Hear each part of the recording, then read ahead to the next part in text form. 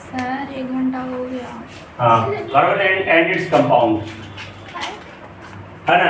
इसमें देखो last topic है soap and detergent. Soap and detergent. देखो सोप में होता है साबुन। बेटा साबुन से हम लोग क्या करते हैं? स्नान करने का काम करते हैं, है ना। सर साबुन का क्या काम है? शरीर की गंदगी को हटाना। कपड़ा धोने का काम करते हैं, उसका क्या काम है? कपड़े की गंदगी को हटाना। डिटर्जेंट मतलब डिटर्जेंट पाउडर का नाम सुने होंगे। उसका भी काम क्या है? गंदगी को हटाना। कोई भी चीज गंदा है उसको साफ करना, है ना। नाम सुने होंगे। हम लोग इंडिया में रहते हैं। हम लोग कौन देश में रहते हैं? भारत में रहते हैं। भारत में पानी की कमी नहीं है। भारत में हम लोग बिहार में रहते हैं। बिहार में देखो नीचे बोरिंग करो, नीचे से पानी मनवाना, तो पानी की कमी नहीं है। लेकिन ये इसी वर्ल्ड में बहुत सारे ऐसे देश है जहाँ पानी की बहुत सारे ज्यादा परेशानी है। नाम सुने होगा ना? कौन कौन देश है? सऊदी अरबिया है, और भी बहुत सारे देश है ना, नाम नहीं जानते हम लोग। तो वहाँ क्या करते हैं? वहाँ बेचारे साबुन डिटर्जेंट का इस्तेमाल नहीं करते हैं। डायरेक्टली एक कपड़ा जब तक पहने इस कपड़ा को बीत दिया, नया कपड़ा पहनता है।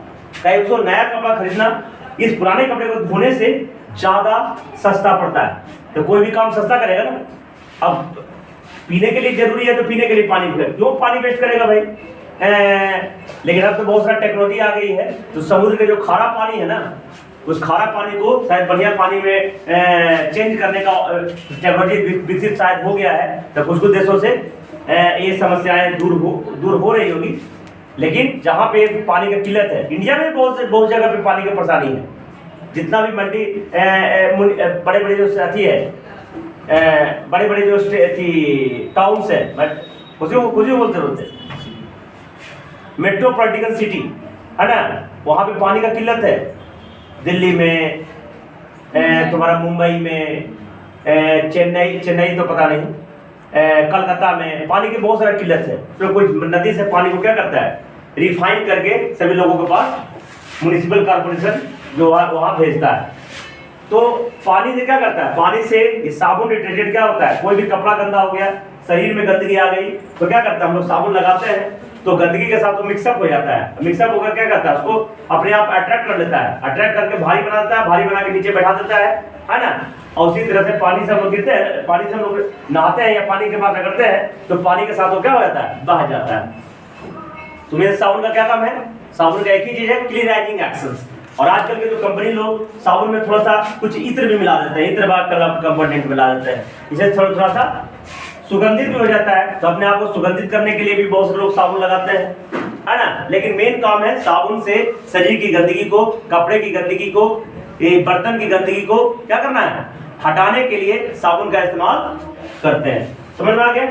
सोप कैसे बनाया जाता है मैं बताया था, लिखा भी दिया था। चलिए सोप लिखो। सोप किसे कहते हैं?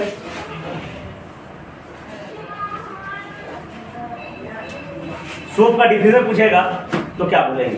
देखो sodium and potassium salts of, sodium and potassium salts of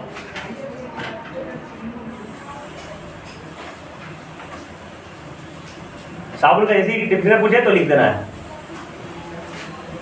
sodium and potassium salts of higher fatty acids, sodium and potassium salts of higher fatty acids such as palmitic acid, palmitic acid मैं लिखता हूं palmitic acid, इसका formula होगा C15H31COOH, C15H31COOH। ये सब fatty acids है, मैंने fatty fats present है ना। अब फंक्शन ग्रुप एसिड है, अस्टियरिक एसिड है ना, अस्टियरिक acid C17H35COOH, ओलियक acid, ओलियक acid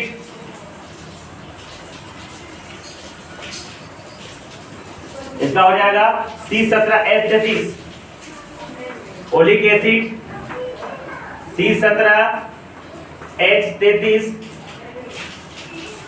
COOH, है ना। लिख लो, स्टार्टिंग लिखो, sodium and potassium salts of higher fatty acid such as palmitic acid, stearic acid, oleic acid, etc. are called soaps. Are called soaps.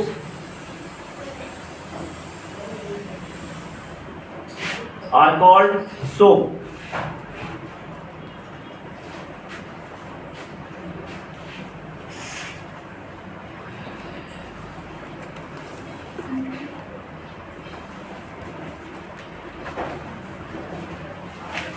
तो ध्यान दे बेटा।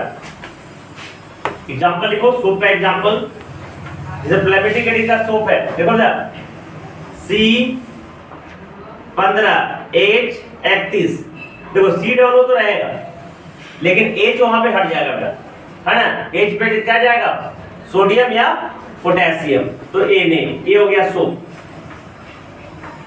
ठीक है। C15H31 COOH, C17H35 COOH, है ना। ये सब सोप का एग्जांपल हो गया, माने वो H हट जाएगा, उसके जगह पे सोडियम या पोटेशियम साल्ट्स लग जाएंगे, है ना।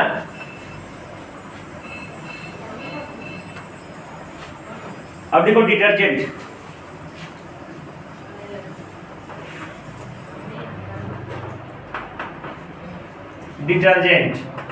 ध्यान देना, ये सब एसिड्स है ना। इस एसिड में ये H हटेगा, इस H के जगह पे सोडियम या पोटेशियम लग जाएंगे तो बन जाएगा सोप, ठीक है। लेकिन इसी H के जगह सोडियम पोटेशियम की जगह सल्फोनिक साल्ट अगर लग जाएगा तो बन जाएगा डिटर्जेंट, ठीक है। तो लिखो detergent,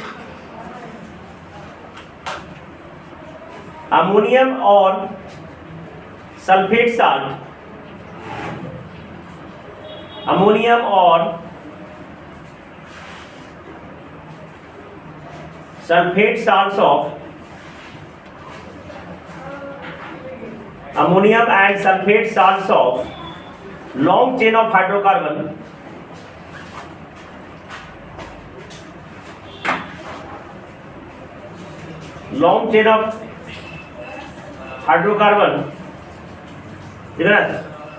ammonium and sulfate salts of long chain of hydrocarbon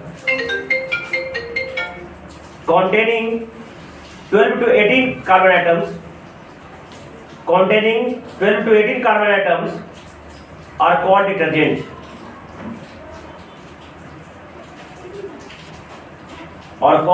detergent, Ganas. Ammonium and sulfate salts of long chain of hydrocarbon containing 12 से 18 carbon atom is called detergent. Example लिखिएगा बेटा, ऐसे कर दो लंबा chain,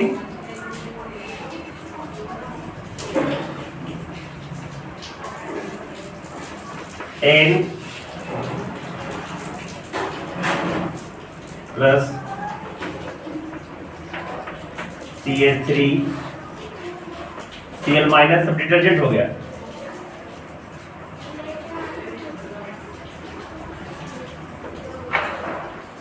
SO3 minus Na plus, ये सब examples, ये सब डिटर्जेंट हो गया। ये सब, ये क्या हो गया, देखो ये लॉन्ग हाइड्रोकार्बन चेन है, लॉन्ग हाइड्रोकार्बन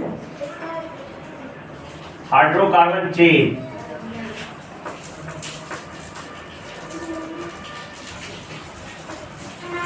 है, और ये सब तुम्हारा साल्ट्स है, सल्फेट साल्ट या साल्ट्स है ना। आगे जाके पढ़ोगे, ये एक लॉन्ग हाइड्रोकार्बन चेन और एक साल्ट्स, दो पार्ट है इसमें ना, है ना। एक होता है हाइड्रोफोबिक एलिमेंट, एक होता है हाइड्रोफिलिक एलिमेंट। एक वाटर को अट्रैक्ट करता है, एक वाटर को रिपेल करता है ना। अब लिखो hard water and soft water, पहला टॉपिक लिखो हार्ड वाटर एंड मैं पहले बताया था वैसा पानी जिसमें साबुन लगाते ही झाग उत्पन्न हो जाए उसे हम कहेंगे सॉफ्ट वाटर, है ना। कुछ कुछ पानी में साबुन लगाएंगे झाग उत्पन्न बड़ी देरी से करता है, बड़ी मुश्किल से करता है, उसे कहेंगे hard water.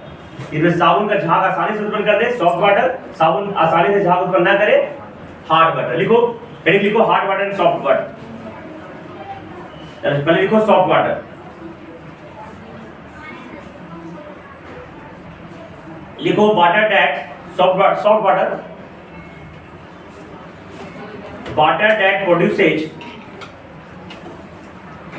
that produces lather, LATHER lather, इसको ब्रैकेट में लिखो फोम, हिंदी में लिखना है तो देखो झाग, है ना, झाग।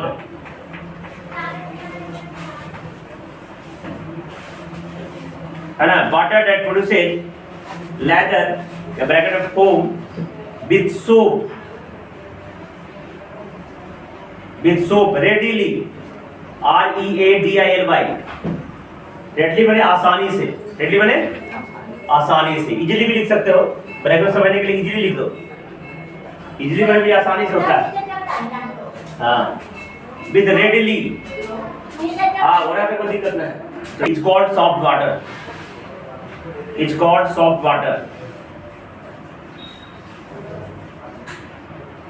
ये भी एक नंबर पूछ सकता है, what is hard water and soft water. Example लिखो बेटा, रेन वाटर वर्षा का जल, डिस्टिल वाटर, डिस्टिल वाटर, है ना, जो बैटरी में पड़ता है, बैटरी देखो ना, बैटरी में डिस्टिल वाटर हम लोग ड्रॉ करते हैं। आज डिस्टिल वाटर हमेशा क्या है, इलेक्ट्रिसिटी का बैड कंडक्टर है, याद रखना, डिस्टिल वाटर इलेक्ट्रिसिटी का बैड कंडक्टर है। जो लेकिन कल वाला पानी इसमें बहुत सारा साल्ट्स मौजूद होते हैं, तो साल्ट जैसे मौजूद हो गया तो उसमें आयंस बन जाते हैं, और आयंस बनने के कारण वो इलेक्ट्रिसिटी का गुड कंडक्टर हो जाता है। तो ये जो आयंस बन गया ये सॉफ्ट वाटर नहीं है, ये हार्ड वाटर हो जाएगा फिर, ठीक है। लिखो, ठीक है ना, rain water, distil water, deep mineralise water, जो हम लोग देखो मिनरल वाटर पीते हैं, देख रहा है ना, जो बोतल में पानी में वो भी मिनरल वाटर है, उसमें अपना स्वाद लगता है जी, तो भी मिनरल वाटर है सब। सॉफ्ट वाटर क्या होगा, डीमिनरलाइज्ड वाटर, वैसा पानी से मिनरल डाला हुआ नहीं है, डीमिनरलाइज्ड वाटर ETC, ये सब कैसा वाटर है, सॉफ्ट वाटर है। हार्ड वाटर लिखे जाए तो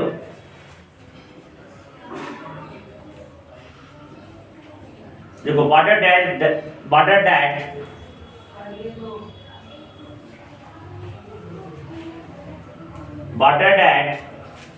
does not produce lather, water that does not produce lather, bracket में लिखना फोम, समझने के लिए लिखना झाग, झाग। कोई को गांव में फेन का बाल्टी का इस्तेमाल करते हो, नहीं, फेन निकला कि नहीं, है ना, water that does not produce lather या foam with soap readily is called hard water, it's called hard water। Example देखो, सी वाटर समुद्र वाला पानी, रिवर वाटर लेक वाटर झील का पानी, well water tubewell water handpump water ETC। अब अभी जब हार्ड वाटर क्यों होते हैं, क्योंकि इसमें बहुत सारे जो है बाइकार्बोनेट्स मिले रहते हैं, क्लोराइड मिले रहते हैं, सल्फेट्स मिले रहते हैं। लिख लो, cause of hardness of water, cause of hardness of water, cause मैंने गाय नहीं, CAUSE, काउज मैंने कारण। क्यों रहता है, कोई पूछ देगा ये पानी हार्ड वाटर क्यों होते हैं, लिखो cause of hardness of water, so the hardness of water is due to presence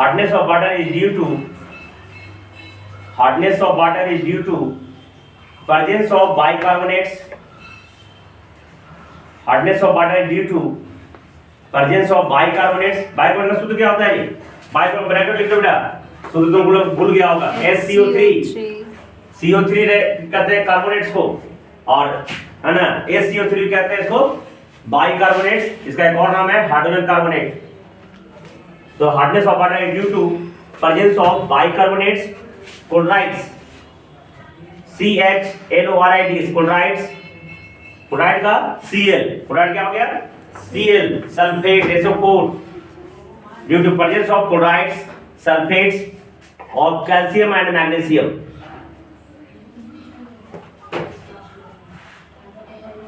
Calcium and magnesium.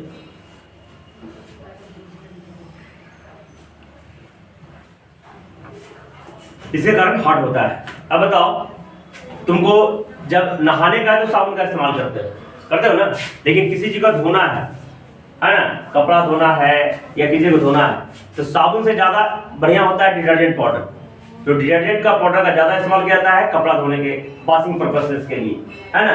तो उसके लिए कुछ ना कुछ फायदा होगा, इसलिए डिटर्जेंट का इस्तेमाल ज्यादा करता है ना। लिखो advantage of detergent over soap for washing purposes.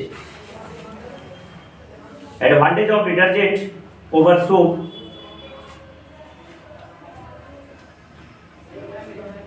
Advantage of detergent over soap.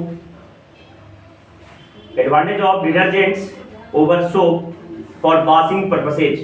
धोने के काम में डिटर्जेंट का इस्तेमाल ज्यादा किया जाता है साबुन की अपेक्षा। क्यों? पहला रीजन लिखो।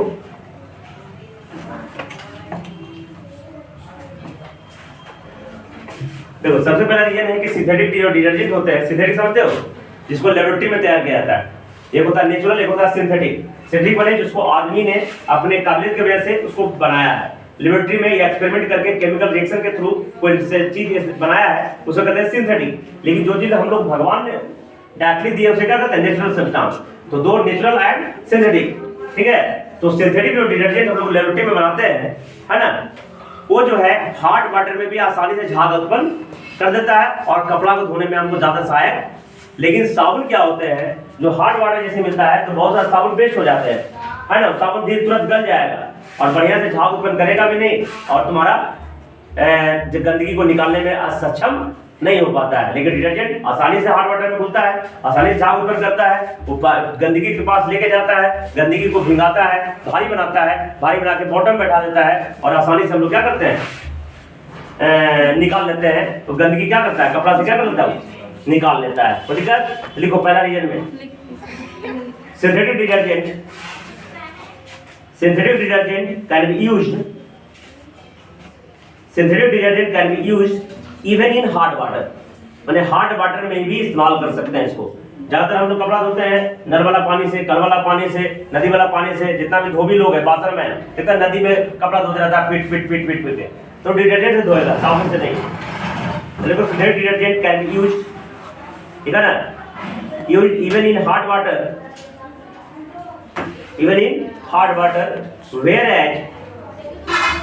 whereas some of the soap gets wasted माने बर्बाद, wasted, some of the soap get wasted if water is hard,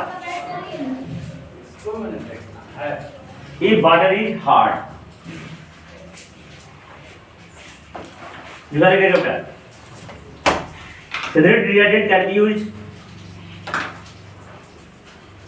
Synthetic detergent can be used. Synthetic detergent can be used even in acidic medium. Synthetic detergent can be used even in acidic medium, but soaps cannot be. साबुन acidic medium में इस्तेमाल नहीं किया जा सकता है, but soaps cannot be. तीसरा लिखेगा द क्लीनाइजिंग एक्शन, मैंने साफ करने की ताकत, मैंने गंदगी निकालने की ताकत, तो cleansing action, cleansing CLEN, clean में साफ करना, तो उसी बना cleansing. The cleansing power of synthetic detergent, cleaning power of synthetic detergent is much higher than the soaps.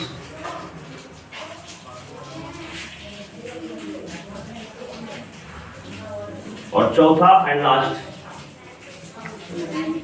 synthetic detergents are more soluble in water. synthetic detergent is more soluble in water than soaps.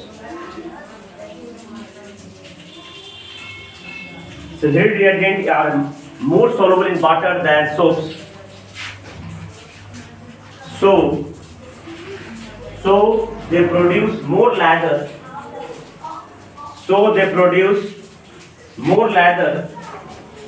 lather में वही झाग है ना, than soap. More lather easily than soap बेटा.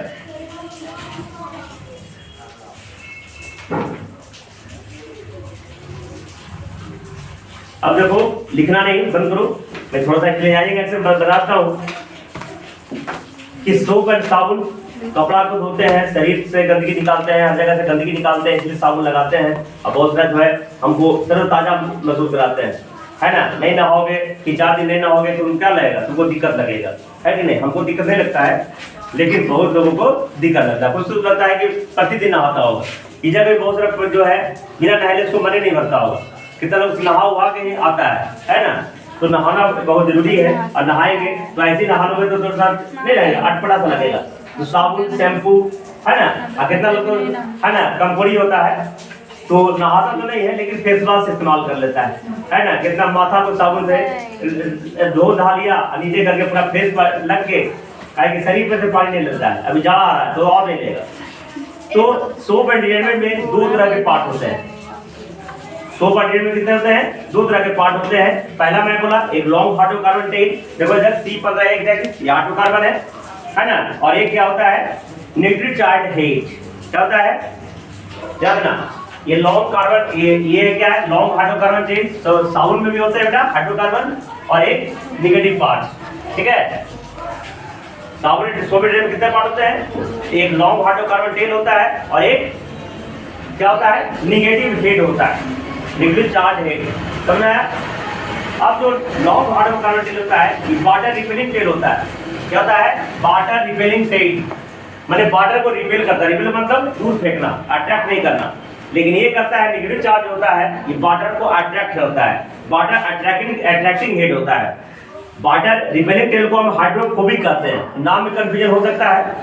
Water hydrophobic माने water को repel करना, है ना। हाइड्रोफिलिक वाटर को अट्रैक्ट करता है। तो जिस भी चीज होता है, जितने भी सोप हो चाहे डिटर्जेंट हो, ये होगा हाइड्रोकार्बन टेल हो गया और ये नेगेटिव हेड हो गया। कोई दिक्कत, तो नेगेटिव हेड वाटर को अट्रैक्ट करता है, और ये वाटर को रिपेल करता है, ठीक है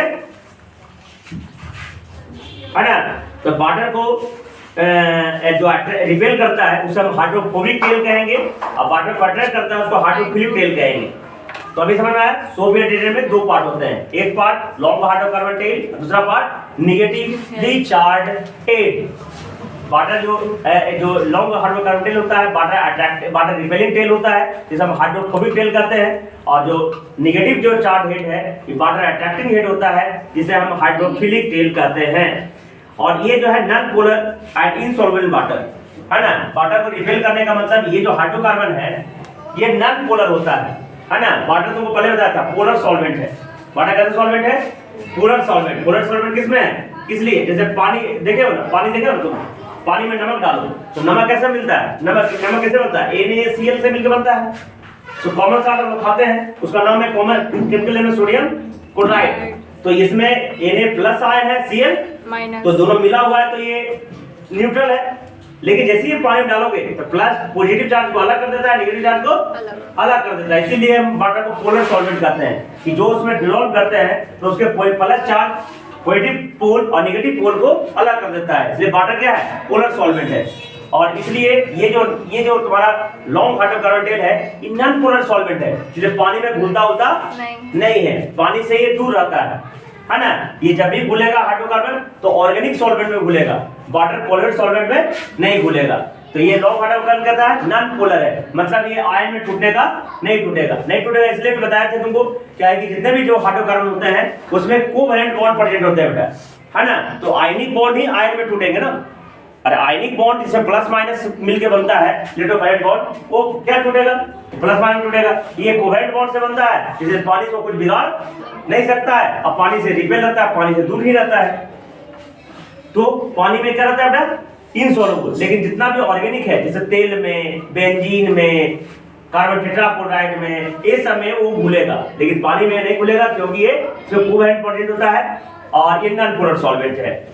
और ये जो नेगेटिव चार्ज हेड है इसमें कार्बोजाइलिक आयन होते हैं, कार्बोजाइलिक आयन होते हैं, सल्फोनेट्स होते हैं, और ये पोलर पार्ट है, ऐसे पानी में आसानी से घुल जाता है, पानी को अटैक करता है। अगर when the soap is the surface of water, जब साबुन को सरफेस ऑफ वाटर में जाते हैं तो ये नॉन पोलर हाइड्रोफाइल, जो नॉन पोलर जो होते हैं हाइड्रोटेन with don't dissolve in water, मैं बोला पानी में घुलता नहीं है। जो भी हाइड्रोकार्बन जो पार्ट है, हाई फैटी एसिड्स वाला जो पार्ट है, पानी में घुलता नहीं है। Instead of soap molecules with align with the surface of water with the polar hydrogen head, but a non-polar and produced out of the water. इस तरीका से ये सब जगह फैल जाते हैं, ठीक है, और ये मिक्सअप हो जाते हैं और वो मिल जाता है। तो inside the water soap molecules have unique concentration, और साबुन जो है माने पानी के अंदर जो है इस तरीका से ओरिएंटेशन होता है, इस तरीका से साबुन जाके चारों तरफ फैल जाते हैं, है ना। The polar hydrogen heads of soap molecule dissolve in water, जो हाइड्रोजन हेड होता है, जो नेगेटिव पार्ट है, वो पानी में जाकर डिसॉल्व हो जाते हैं। और नॉन पोलर हाइड्रोजन हेड ये डिसॉल्व ईच अदर, एक formation of fabric identified micelles, एक प्रकार का पूरा एक मिसल्स बनाते हैं। डिजाइनिक micelles are facts cluster of 100 soap molecules with the polar heads, non polar distract interior of the clusters and a detergent also form आइडिक मिसल्स, है ना। ये पूरी तरह से एक झाग उत्पन्न कर देता है, ठीक है, एक पूरा एक प्रकार का संरचना, एक प्रकार का नेटवर्क वहां बना देता है। The micelles remain suspended in the water, और ये जो झाग से जो मिसल्स बना ये पानी में लटके रहते हैं। पानी में क्या करते हैं, जिस पानी में हम लोग कपड़ा धो रहे हैं पानी में लटके रहते हैं, and but as a colloid do not come together and precipitate and repulsive with a similar negative charge had, है ना। That dirt is generally held to the surface of a dirty cloth, जितना भी जो गंदगी है कपड़ा में या शरीर में वो सरफेस पे रहता है, करेक्ट। तो कहता है जो गंदगी रहता है ये हेल्ड मतलब surface of the dirty cloth, है ना, या थिन फिल्म या ऑयल या ग्रेज, वो सरफेस पे रहेगा। When the dirty cloth is treated with soap, जब उसमें साबुन में रगड़ा जाता है, देखिए कपड़ा धोते देखे हो ना, जब साबुन को कपड़ा को पूरा साबुन में मिक्स करके उसको ऐसे करके कोई ब्रश से किया जाता है ना, या हाथ से करता है, या तो वॉशिंग मशीन में डाल के वॉशिंग मशीन से करता है, तो ट्रीट किया जाता है डिटर्जेंट में। तो नॉन पोलर हाइड्रोफाइल सोप और डिटर्जेंट डिसॉल्व इन ऑयल, तो नॉन पोलर जो पार्ट होते हैं, नॉन पोलर तेल में तो घुलेगा नहीं, लेकिन अगर तुमको कपड़ा में ऑयल ग्रीज ये सब लगा हुआ है तो उसमें वो घुल जाता है, उसमें वो घुल जाता है हाइड्रोकार्बन तेल, है ना। एंड घुलने के बाद क्या होता है, तेल was surrounding water agitated soap detergent mixes from the oily grease dirt like at the centre, उसको क्या होता है उसको हटा के सेंटर पे ले जाता है। In other words soap detergent attracted both the greasy dirt and water. The lower of surface tension of the bacterium emulsion is while in the water form, when the surface of cloth mechanically scraped with beaten, और उसको लेके उसके बाद brush से रगड़ेंगे या तो पीटेंगे पत्थर से या पत्थर पे पीटेंगे, ब्रश से रगड़ेंगे, तो रगड़ने के बाद क्या होता है, लूजेड वाइली डर्ट, जो सरफेस में जो वाइली डर्ट है वो उसमें जो खींच के लाया सेंटर पर, उसको लूजेड हल्का और ढीला हो जाता है, और ढीला के बाद क्या होता है वो निकल जाता है कपड़ा से, और कपड़ा से निकल के या तो झाग के साथ ऊपर चलाता है वाइली ग्रीज पे सब्सटेंस, और जो धूल कण जो रहता है ना वो पानी के साथ भारी हो जाता है, पानी के झाग के साथ भारी हो जाता है, भारी हो गए जब कपड़ा से निकला तो भारी होने के कारण क्या होता है नीचे बैठ जाता है। इस तरीके से वाइल ग्रीज भी स्कम के साथ पार हो गया और गंदगी पार्ट भी नीचे पानी में बैठ गया और कपड़ा से निकल गया, कपड़ा हमने झाग के 2-3 बार क्या कर लेते हैं उसको पानी में, उसको क्या कर लेते हैं उसको, वही तो बोलते हैं अरे जैसे कपड़ा धो लिए पानी में डाल के 2-3 बार निकालते नहीं है, धोते जाते हैं निकालते, उसको क्या कुछ बोलते हैं हम लोग वर्ड में, और उसके बाद पूरी तरह से गंदगी उसको निकल जाता है। इस तरीके से कपड़ा क्या होता है साफ हो जाता है ना। Clean sanitary lower surface tension but great strength so ये तो पहले ही बता दिया। डिटर्जेंट का जो क्लीनिंग पावर है साबुन से क्या होता है ज्यादा होता है, ठीक। बाकी अगले दिन करेंगे।